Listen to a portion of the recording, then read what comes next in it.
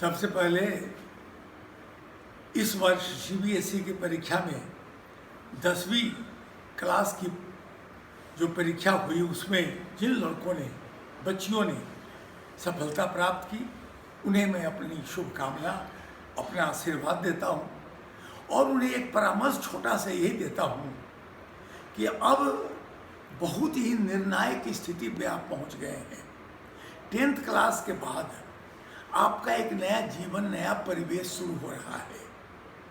तो इसलिए पहली बात तो आपको विचार यह करनी चाहिए कि 10th के बाद आप किस स्कूल में जाएं, अगला पड़ाव आपका कहाँ हो, क्योंकि स्कूल तो पूरे देश में बहुत हैं, बहुत बड़ी बड़ी संस्थाएं हैं, अनेक कोचिंग इंस्टीट्यूशन चल रहे हैं। अब यह है कि आपको कहाँ जाना चाहिए, यह निर्णय माता पिता को लेना चाहिए, अभिभावक को लेना चाहिए, बच्चों को लेना चाहिए, गुरुजनों को लेना चाहिए, क्योंकि बच्चे इतने परिपक्व नहीं होते हैं कि उन्हें सब कुछ का बोध हो। इसलिए परामर्श देने का काम बड़ा आवश्यक है। हम लोगों ने पटना सेंट्रल स्कूल में एक ऐसा पैनल बनाया है एक्सपर्ट लोगों के साइंस, आर्ट्स और कॉमर्स के लिए कि जो भी बच्चे और बच्चियां हम लोगों के यहाँ आ रहे हैं, पहले उनकी हम लोग मानसिक स्थिति की जांच करते हैं, अभिरुचि की जांच करते हैं कि आपको क्या करना चाहिए, साइंस पढ़ना चाहिए, कॉमर्स पढ़ना चाहिए या आर्ट्स पढ़ना चाहिए और किस विद्यालय में पढ़ना चाहिए, तो आपका निर्णय।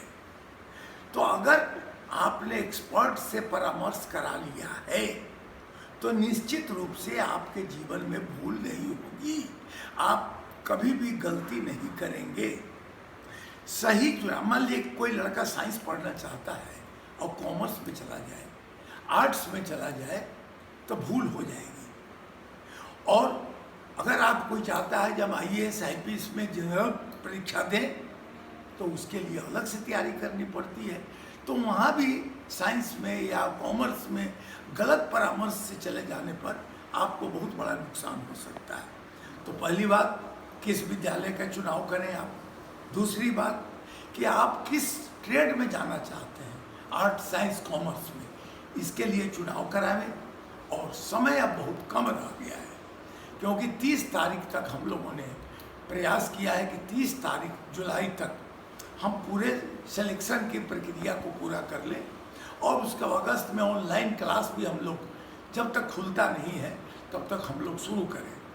एक और महत्वपूर्ण सूचना यह है, इसी के साथ साथ हम लोग मेडिकल इंजीनियरिंग की भी पढ़ाई हम लोग कर रहे हैं। अभी जो आपने देखा होगा देश का बहुत ही प्रमुख इंस्टीट्यूशन कोटा, वहाँ अनेक इंस्टीट्यूशन हैं, वहाँ थोड़ी परिस्थिति दूसरी हो गई है, सारे बच्चे सारे टीचर वहाँ से आ गए हैं।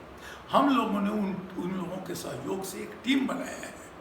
और हम लोग यहाँ अपने पटना सेंट्रल स्कूल के कैंपस में ही एक ऐसा एटमॉस्फेयर बनाए हैं जहाँ कोटा के एक्सपर्ट टीचर्स आके बच्चों को यहीं पढ़ावेंगे और यहाँ हम लोग विधिवत IT का हो, मेडिकल इंजीनियरिंग जिधर की प्रतियोगिता की हो,